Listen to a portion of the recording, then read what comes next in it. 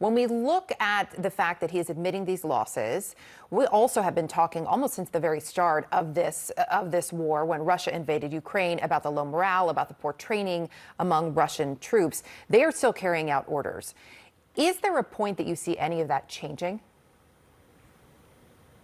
It's a great question, Erica. And, the estimates that we're hearing from the British, from the United States, from some outside groups, is that Russia has suffered 200,000 casualties and maybe upwards of 60,000 of those dead. Now, to put that in perspective, that's more dead than we lost in the entire Vietnam War. It's more dead than, or more casualties, I should say, than the Russians have had in all of the conflicts they've been in since the end of World War II that we know of, or that we can count. So this has been enormously expensive for him.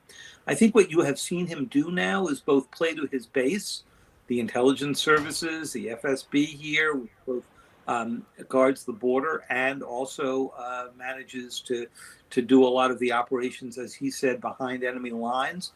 I think the other thing that's really notable is that in the past few days, he has talked about a program within the West to dismantle the entire Russian Federation. Mm-hmm. Now, that's completely fanciful. It's total disinformation. There's no such plan that I've been able to find, and I think that our CNN colleagues have found. But it tells you that he's got to get a very nationalist operation going here to make the case that this is about more than Ukraine. Yeah, it speaks to a certain level of desperation, really, when you put it in that perspective. I'm also struck by Putin recently announcing, of course, that he's suspending the only remaining nuclear arms treaty between Russia and the U.S., the New START treaty, which would expire in 2026. How do you think the U.S. should be preparing at this point? Well, I think we've got to prepare with the thought that there will be no follow-on treaty. And the treaty, as you said, expires in February 2026. We have 3 years. It's hard for me to imagine, Erica, a negotiation with Russia on a replacement treaty. And the way the old treaty was written, there's no more extension. It was a 5-year extension that President Biden did in his first few days in office. Getting to the new treaty would be difficult enough if it was just with Russia.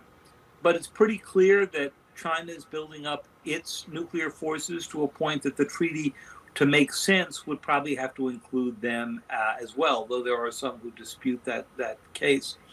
I think we have to go into it with the assumption that we're going to be living for the first time in 5 decades with no nuclear arms limitations on Russia and the United States.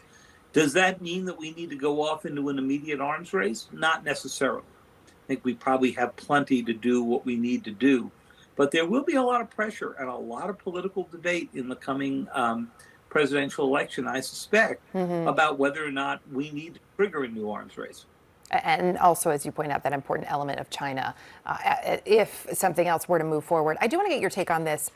Ukraine, as we know, has continued to ask for F-16s. I was struck by some comments yesterday, the chair of the House Foreign Affairs Committee telling CNN they could be a real game changer, in his estimation, in this war, saying it's time for the administration to stop dragging its feet and, in his words, to, quote, arm Ukraine to the fullest. Is he right? Well, this was a huge source of debate at the Munich Security Conference, where there were about 50 members of Congress out in Munich weekend before last, including a good number of Republicans and some Democrats making this argument. Here's the problem. The issue is an escalation one. If the Ukrainians have F-16s, they can reach Moscow. And that could easily be used as an excuse by Putin to escalate, to make more nuclear threats, and so forth. So the administration's argument is, right now, at this stage of the war, there's no need for the F-16s. The middle ground, since it takes a long time to train Ukrainian pilots to fly the F-16, they don't have anything like it, would be to start their training now and make the decision later, because it would take a while, in any case, for them to be able to fly them. David Sanger, always appreciate your insight. Thank you. Great to be with you, Eric.